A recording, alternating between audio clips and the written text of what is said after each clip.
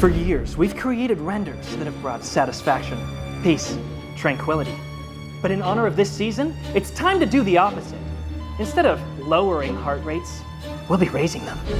Sam, Peter, Wren, and myself have spent days devising the most terrifying CGI renders, and Nico will watch them, all while attached to a heart rate monitor.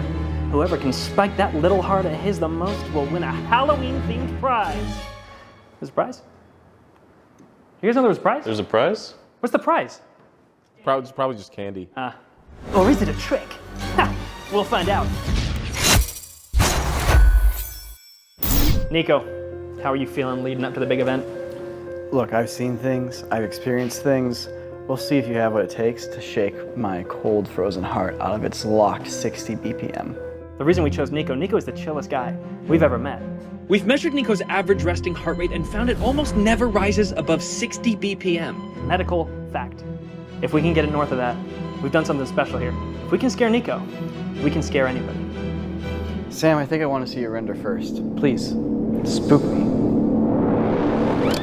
I've been excited for the spooky render all year because normally these renders have been kind of fun. You know, they're satisfying. They make you go, ooh, ah. And so it's a really nice mix up here to go into a little different vibe here. Something maybe a little more, each, When I first sat down, the first thing I thought was spooky little guys that you can barely catch a glimpse of. That's like usually the best thing that works in horror movies. Oh my God! Modeled a spooky guy. That's it, Sam? This is the best character you could model, and I would be like, yeah, witness how good I am at modeling. It doesn't matter how good it is because you're barely gonna see it. The creepiness is going to come from the mocap that I perform and put onto this character. I had to be a creeper. I had to get in the mind of a creeper and creep around. Look at that, look at the Master of Fear here, by the way. I don't know if you knew that. Look at this spooky walk that I'm doing. Bone chilling, isn't it? I even got on the ground. That's right, I'm dedicated.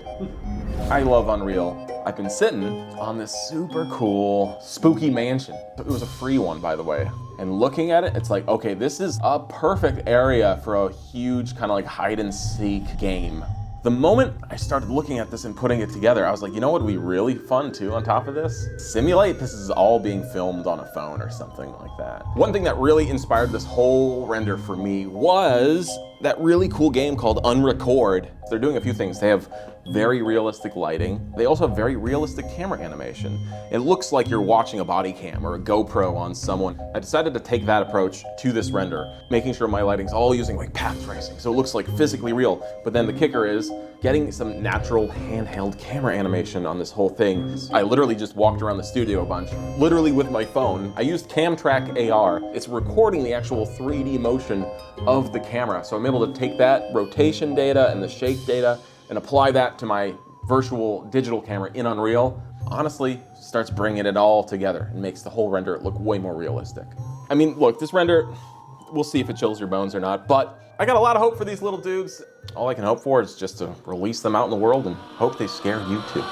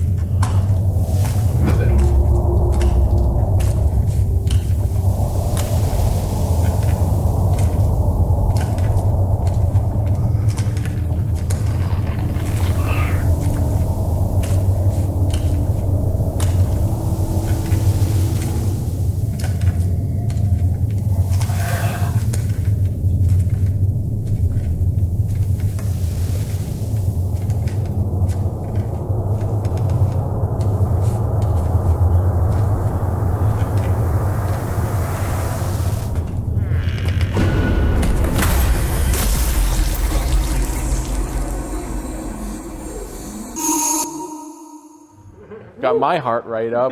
Just showing it to you guys and not trying to get embarrassed. This is a really cool vibe. I like the little guys, like every moment there's like, you can kind of see him there and he's gone. And the sound, dude. The sound design was awesome. It's a little spooky. He said my render's a little spooky, guys. I think I succeeded. My heart rate went down by 10 BPM watching this.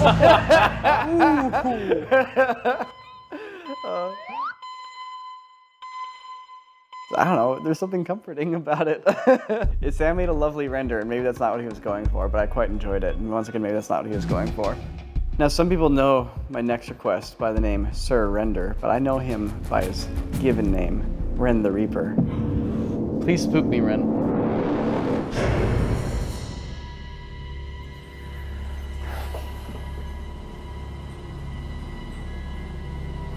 I thought this would be easier to do.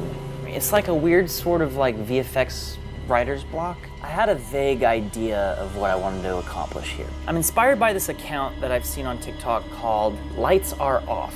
They put out tons of these really sick renders that are kind of creepy. So I want some sort of jump scare, but I need to find some sort of misdirection. Like, oh, you think this is gonna be the scary part? Bam, no! I started by just browsing the internet for some sick 3D models. Like, look at this eyeball. Look how sick that eyeball is. What can I do with the time I have left? Looks like a little slug. Maybe there's this like little eyeball slithering down the hallway, and I'm like, oh, what's this cute little slug doing here? So yeah, I guess next steps for me is just like start. The hardest step to take is the first one. Got one more day. I have one more day, and I've got a lot of work ahead of me, but I think I got this. Boy, maybe I don't got this. Maybe I don't got this. Griffin, do I got this? You got me! Got you! No! Oh man, okay. I think I'm gonna have a swarm of little eyeball worms. Hundreds of them, right? Just. But I want to have it be like kind of found footage-ish. I'm gonna do a camera move with my actual phone using an app called Omniscient. It's gonna let me basically choreograph the move in real life and then give me a 3D camera that I can drop into the scene I've already been building. Deadlines and limitations really help refine the idea itself. Creativity thrives under pressure. I mean, that is actually one of the nice things about the Render Challenge. It's both a blessing and a curse. It's like everyone always wants to have more time to work on stuff, but it really forces you to sort of like focus on what is important and more importantly, to move on once you're done. I gotta go.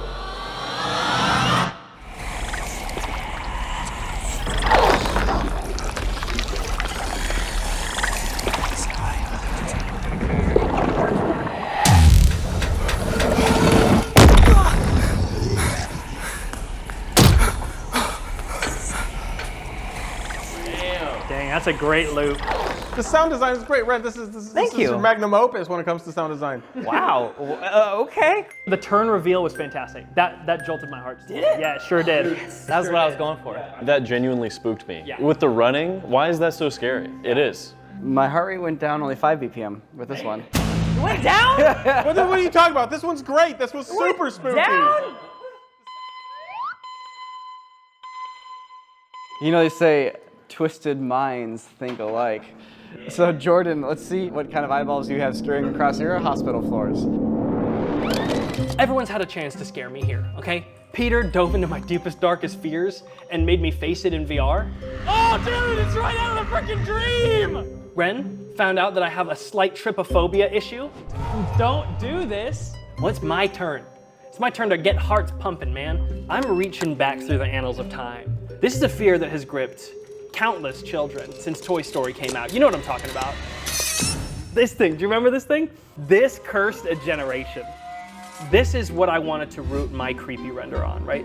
I took a little bit of liberty with the design. Instead of just like a hook claw, I added some razor blades to the end of it. And of course, we've got, blood smeared over its face. So we've got our character, but the toughest part about a spider character is the animation, right? There's 6 legs.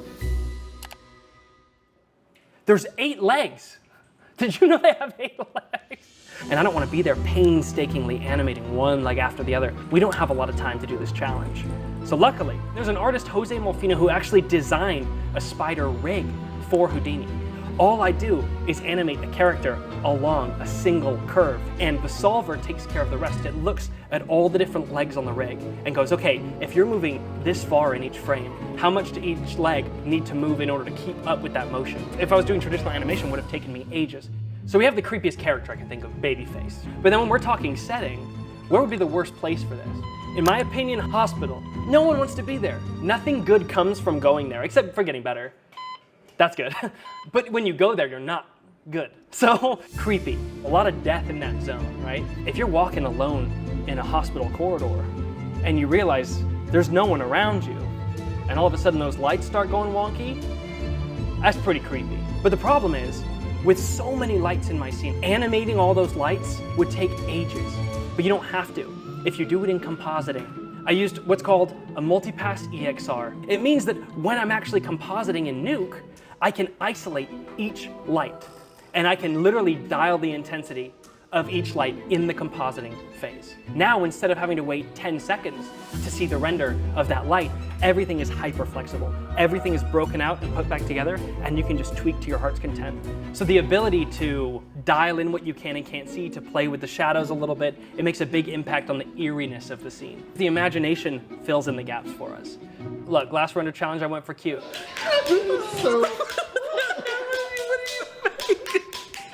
This is my first foray into creepy. But I'm confident that this is creepy enough to get those hearts pounding. So Wren, Peter, I'm gonna pound your little hearts. Was that intimidating?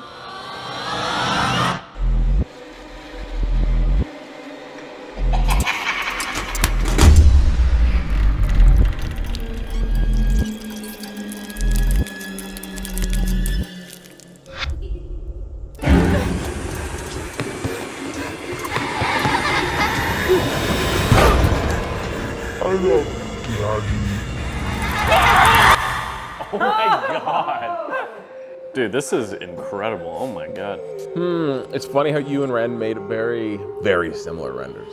I mean, granted, mine's first person too. My favorite part is that little glimpse of the little baby spider running after you when you like turn back, like, ah, ah, and it's like, you can see it, it's still going. You know he's on your tail, yeah. I really like the creature design in Jordan's, and he has like some cool dialogue. I think Jordan's the first one to have like really intricately animated lights, which is kind of cool. You tied Wren for the amount of heart rate going down. Hey, great minds think alike, brother. Guys, why are we doing this? We need another judge. We need My gym teacher would be disappointed because I'm not getting the cardio rate I need to be getting. And you know, Peter, you're my last hope. Please summon the darkness and summon my high heart rate. All right, y'all, so I'm working on this spooky ocean render, and it's time to break down the render. So first things first, we're gonna need some models, and I'm not gonna model that stuff myself because I'm lazy. So I'm gonna go over to CG Trader, which is a great resource. I'm a big fan of Alban Merle's work. He made the scuba suit and a bunch of other stuff I've used. Also found a ship model, a shark model, threw those in Blender, added some materials, and now it's time to animate. So for the animation, I used a mixture of Mixamo, which are just canned animations you can download, and a little bit of hand animation where Mixamo wasn't cut in. The most difficult part of this was getting the look of the ocean to look right. I noticed in a lot of underwater videos, you see those little particles swimming around as the flashlight is close to them. So I decided to add a particle system with just some floaty little spheres, tiny little spheres, you know, just making their way around. And when you shine flashlight at them, it looks like dust in the ocean. Another thing I realized, which was actually mentioned in a recent React video, is that you can't see many colors when you're deep underwater. Instead of figuring out the color science of how to, you know, transform the colors to look the right way, I just used blue lights. And there you go, that's how I did my underwater render. I hope you like it. I don't know how scary the final render is going to be, but I scared the bejesus out of myself about 20 times working on this. The shark would be right there, and it made me jump quite a few times. I hope it scares the hell out of you, and you never want to watch a horror video again.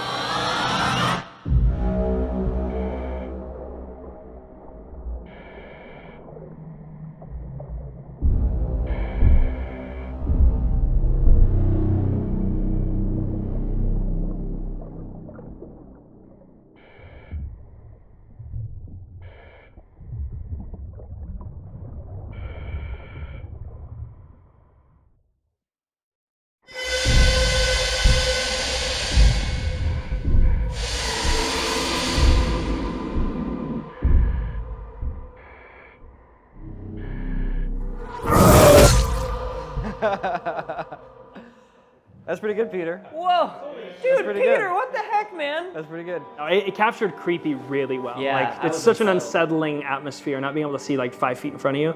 You know, it's really cinematic, this cut to the wide angle of the boat. I think the stillness of the character before he gets eaten actually really goes a long way towards making the shark more shocking. Peter, my heart rate stayed the same. Why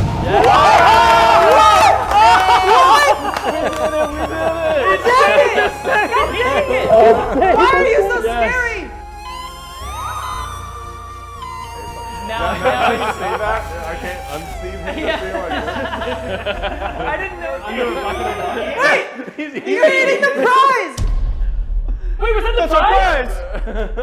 Well, I have another one. What the heck is this? Realistically, at the end of the day, the scientific measurement turned out not to be the heart rate, but turned out to be the clearly nervous giggle that I gave out when the shark came and bit the dude. And I was like, oh, Peter won. Wow. We're back, baby. All right, Peter, close your eyes. Close your eyes, Peter. You can get the prize. All right, hold out your hand. Yeah, you can take one. It's a treat! Peanut M&M's, I got it! Woohoo! Thank you, Nico. This means a lot to me. Yeah, do you all those in one go. Hey! Hey!